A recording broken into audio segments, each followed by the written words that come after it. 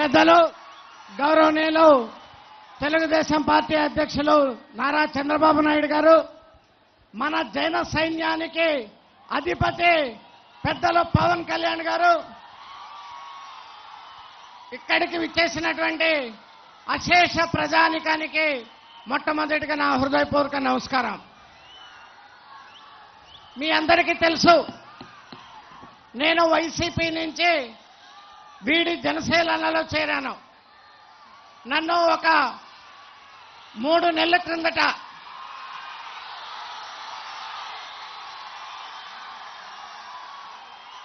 YCP వాళ్ళు పిలిచి, నువ్వు ప్రెస్ మీట్ పెట్టి గట్టిగా చంద్రబాబు నాయుడు గారిని తిట్టాలి, అలాగే గట్టిగా పవన్ కళ్యాణ్ గారిని తిట్టాలి అని చెప్తే, అది నా వల్ల కాదు, బందర్లో ఒక అతను ఉంటాడు, అతను మీకు ఎలా కావాలంటే తిట్టడంతో పాటు బ్రహ్మాండమైనటువంటి యాక్షన్ చేస్తాడు, అతనికి చెప్పండి అని చెప్పేసి నేను వాళ్ళకి చెప్పడం జరిగి, తరువాత వైసీపీ పార్టీని వీడి జనసేన పార్టీలో పవన్ కళ్యాణ్ గారి అధ్యక్షతలో జనసేన పార్టీలో చేరానని చెప్పేసి సందర్భంగా మీకు మనవి చేస్తా ఉన్నాను.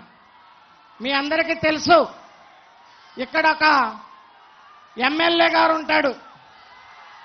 ఆయన ఆ స్థాయికి మించి ప్రవర్తన చేస్తూ ఉంటాడు.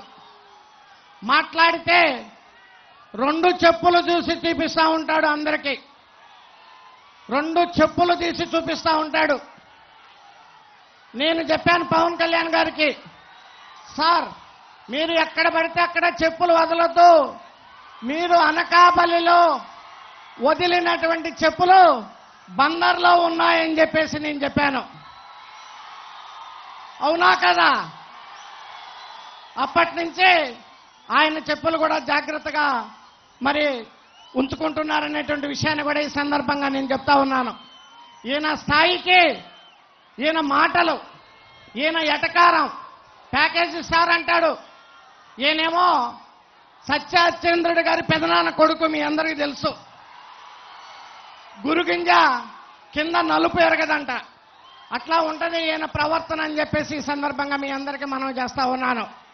మరి ఆ పోర్టుకి వెళ్ళి ఫోటోలు దిగి వీడియోలు పెట్టి నేను పోర్టును తెచ్చానని చెప్పుకుంటుంటాడు.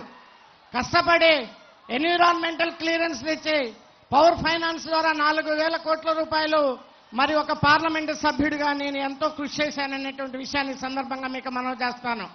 పోర్ట్ ఏమో ఈ పోర్టు కూడా తెచ్చాడంట, సముద్రం ఏమో వీళ్ళ తాతగారు తెచ్చాడు, మీకు తెలుసా? అట్లా ఉంటాయి ఈ పేర్నాని మాటలు ఇక్కడ అనేటువంటి సందర్భంగా మీకు మనవి చేస్తా ఉన్నాను.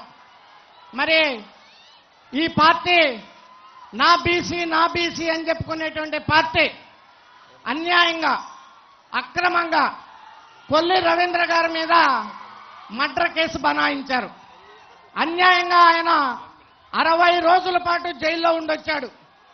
రవీంద్ర గారిని చూస్తే ఎవరికైనా ఆయన మర్డర్ చేశాడని చెప్పి ఆయన మొహం చూస్తే చెప్తారా ఎవరైనా? మరి అటువంటి వ్యక్తిని అన్యాయంగా కేసు పెట్టాడు ఈ స్థానిక శాసనసభ్యుడు. నేను అడుగుతున్నా, బీసీలు నా బీసీలు అని చెప్పేటువంటి ఈ జగన్మోహన్ రెడ్డి గారు మొన్న రేపల్లో అమర్నాథ్ గౌడ్ అనేటువంటి ఒక బీసీ వ్యక్తిని మరి చెరుకు తోటలో తీసుకుపోయి కాల్చి చంపితే దాని మీద నువ్వు ఏం యాక్షన్ తీసుకున్నావు అని చెప్పేసి ఈ సందర్భంగా నేను అడుగుతా ఉన్నాను. మొన్న పవన్ కళ్యాణ్ గారు తెనాలిలో బ్రహ్మాండంగా దాని గురించి చెప్పారు. ఇందాక చంద్రబాబు నాయుడు గారు చెప్పారు, మీకు బీసీల మీద ప్రేమ ఉంటే బీసీల మీద ఆ రకమైనటువంటి హత్యలు ఎందుకు చేస్తున్నారు అనేటువంటి విషయాన్ని కూడా